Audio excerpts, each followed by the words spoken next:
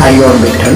प्यारे भक्तों, संत नामदेव जी महाराज एक बार एक राजा की नगरी से होते हुए भारत के प्रमुख तीर्थों की यात्रा करते हुए जा रहे थे।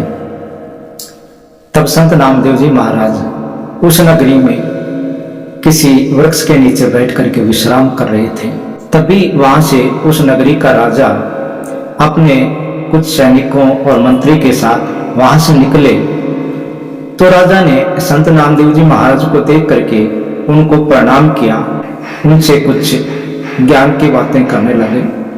संत नामदेव जी महाराज ने उन्हें ज्ञान का उपदेश दिया, भक्ति भाव का, परमेश्वर के सिमरन का मार्ग बताया, प्रेमा भक्ति का सहज और सरल ज्ञान उनको प्रदान किया। तब राजा बड़ा खुश होकर के उनको प्रणाम करके अपने राजमहल चले गए। रास्ते में जाते वक्त उस राजा के मंत्री ने राजा से कहा कि महाराज, आपका शीश इस नगरी का महत्वपूर्ण शीश है और इस शीश के ऊपर इस नगरी का ताज रखा हुआ है और आपको इस तरह से किसी साधु संत के सामने झुकना शोभा नहीं देता है। तब राजा हंसे और बात को इग्नोर करते हुए कुछ नहीं बोले। कुछ समय बाद राजा ने उस मंत्री को बुलाया और कहा कि आप जंगल में जाएं और कुछ जानवरों की, पशुओं की खोपड़ी लेकर के आए। यदि मनुष्य की भी मिले तो भी साथ में लेते आना। राजा का आदेश पाकर मंत्री अपने कुछ सैनिकों के साथ जंगल में चला गया और उसने वहां जाकर के काफी खोजबीन करने के बाद एक मनुष्य की खोपड़ी मिली और कुछ जानवरों की, पशुओं की खोपड़ी वे लेकर के राजा के पास हाजिर हुई। राजा ने उस मंत्री से कहा कि आप नगर में जाएं और इन खोपड़ियों को बेच करके आए। मंत्री ने वैसा ही किया, वो नगर में गए और वहां पर उस खोपड़ी को बेचने का प्रयास किया। कुछ दुकानदारों ने पशुओं की खोपड़ी साज सज्जा के लिए, सजावट के लिए खरीद ली, लेकिन मनुष्य की खोपड़ी को कोई भी खरीदना नहीं चाहता था। कुछ तो उससे भय खाने लगे, डरने लगे और डर के मारे उनके पास भी नहीं आते। मंत्री ने आकर के राजा से यह बात बताई। तब फिर राजा ने मंत्री से कहा कि आप इसे फ्री में बेच करके आ जाएं।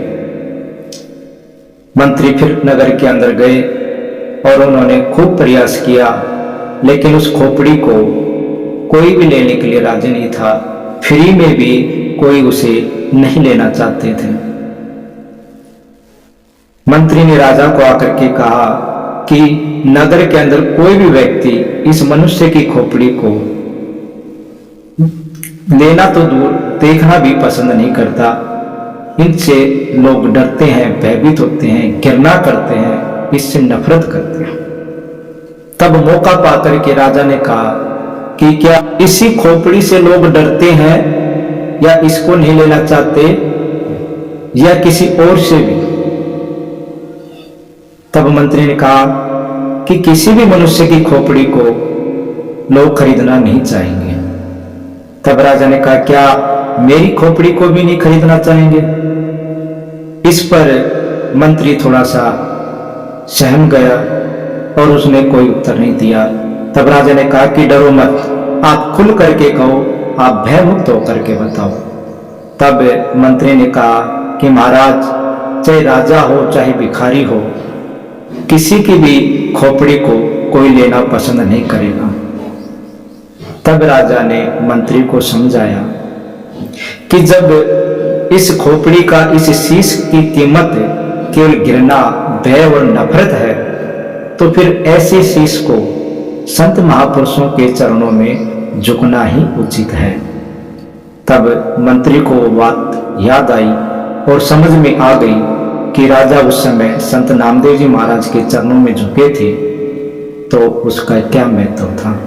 मंत्री को अपनी गलती का एहसास हुआ और भविष्य में जहाँ भी उन्हें संत महापुरुष दिखाई देते वे उनको प्रणाम करते और झुक करके उनका आदर सम्मान करते। मंत्री को ये बात समझ में आ गई कि इस शीश का मूल्य साधु संतों महापुरुषों के चरणों में झुकने से बढ़ता है और जब तक सांस है, प्राण है, तब तक ही इस शीश का मूल्य है और प्राण निकलने के बाद इस खोपड़ी का, इस शीश का कोई भी मूल्य नहीं है। तो प्यारे भक्तों, हमें भी अपने जीवन में जीते जी इस शीश की कीमत को पहचानना है, इसके मूल्य को जानना है और हमें अपने माता पिता, गुरुजनों, साधु संतों, महापुरुषों के चरणों में शीश झुकाते रहना चाहिए, उनको प्रणाम करते रहना चाहिए, उनका आदर सम्मान करते रहना चाहिए। हरि ओम विठ्ठल।